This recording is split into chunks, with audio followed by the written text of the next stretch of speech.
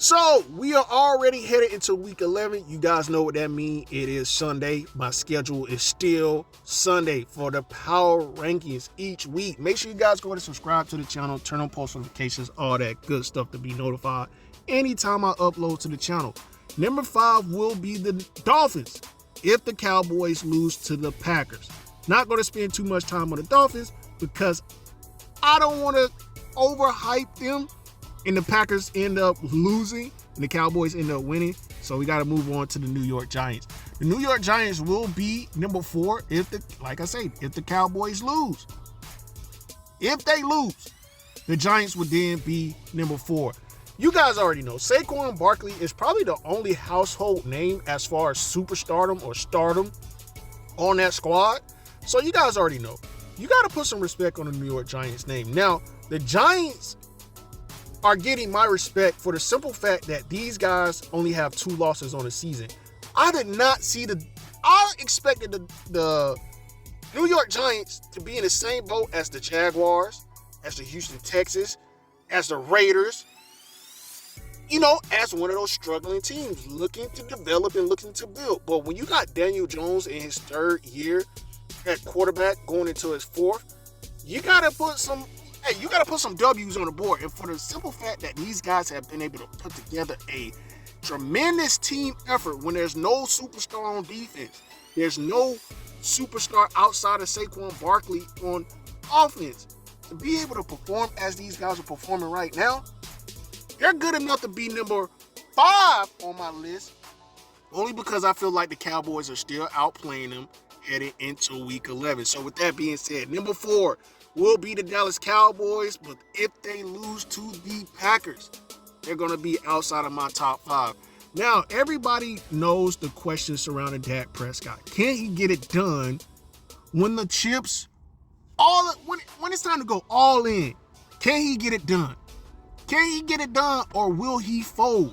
Kirk Cousins is answering those questions game by game for me, and I get more in depth with Kirk Cousins and the Vikings when we talk about them. But I like the Dallas Cowboys overall. These guys always have a legit defense, it feels like. It's just their offense always underperforms when they need them most. But when you got Michael Parsons and you got Diggs not taking as many boneheaded chances that he was taking last year, but that's to be expected. He is a rookie playing one of the hardest position to play in sports. Is cornerback, in my opinion, in any sport. Hardest position is quarterback. But when you look at him being a rookie last year, though he was making rookie mistakes, but as he grows, he can go down as one of the best cornerbacks ever. Now, on to the Minnesota Vikings and Bills games. The Bills were playing to stay in the top 5. As you guys know, headed into week 10 this week, they were number 5, coming off a loss. But you lost again. I'm sorry. You're out of here. Now, the Vikings, on the other hand, they were playing to stay in the top. They were playing just to be playing for a position, to sort of say. Because if they would have lost to the Bills, they would have still been in my top 5. Because headed into week 10, this week, they were number 2. So if you lose to the 5th best team, I don't think you deserve to be out of the top 5. But that's not what happened. The Minnesota Vikings are on fire right now. One of the handful of teams that only has... Whoa, hold up. They only have 1 loss, if I'm not mistaken. They don't even have 2 losses. I was about to say they're the only one of the handful of teams that has 2 losses. But if I'm not mistaken, they have the 2nd hottest win streak right now in the NFL. That is the Minnesota Vikings. You guys already know. They got a couple of household names. Not superstars, but I would say all-stars, sort of say. Household names is probably not superstardom, but you guys know. Kirk Cousins, Dalvin Cook.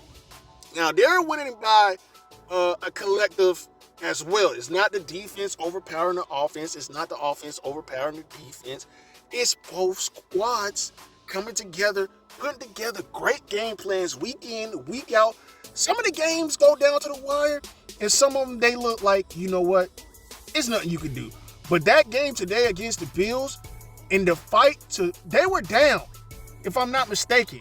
And they scored not only the winning drive in overtime, but they scored to tie the game, if I'm not mistaken. So got the Vikings right where they need to be, number 3. But the reason why they fell down to number 3, I still think the Chiefs are slightly better than the Minnesota Vikings headed into Week 11. Now, only beating the Bills by 3 points, you got to understand the Bills are a championship contending team. Even though year in and year out they fall short against the Chiefs, who always, it seems like the Bills always beat the Chiefs during the regular season. During the postseason, it feels like they've just been getting beat by, I don't know what it is. So, with that being said, we got the Kansas City Chiefs, man. They got a lot of weapons.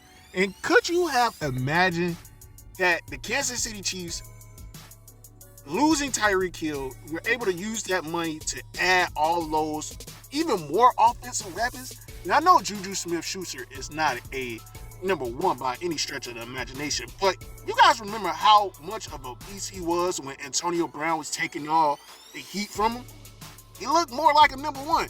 So when you put him in an offense like this, when there's no specific number 1, but you got a quarterback that's Hall of Fame already, if his career ends right now, you got to say, hey, we really gonna ask the question, does he deserve to be in the Hall of Fame if Patrick Mahomes' career ends right now? He's putting up Hall of Fame numbers right now.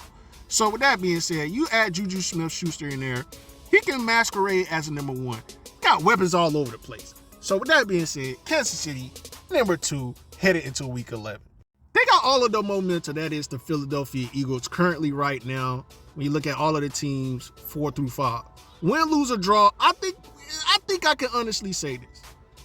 Hopefully, I don't get blown out, but win, lose, or draw, I think the Eagles deserve to stay at number 1 for another week. But if we'll talk about that next week, not even gonna rush it. So right now, I know they haven't played, but you guys know, if you don't know, I release my power ranking videos for the following week every Sunday. So with that being said, got the Philadelphia Eagles closing out the NFL power rankings for Week 11. Once again, number 1, win, lose, or draw, the Philadelphia Eagles. Number 2, the Kansas City Chiefs, because right now I think they are just better than the Minnesota Vikings. Number 3, the Minnesota Vikings. Number 4 will be the Dallas Cowboys, but if they lose to the Packers, they will be out of the top 5. And then the Giants will have that number 4 spot.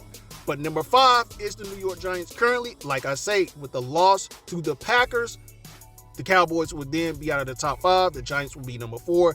And then will be number 5, the Miami Dolphins. Deservedly so. Thank you guys for tuning in each week. I'll see you guys next week for Week 12.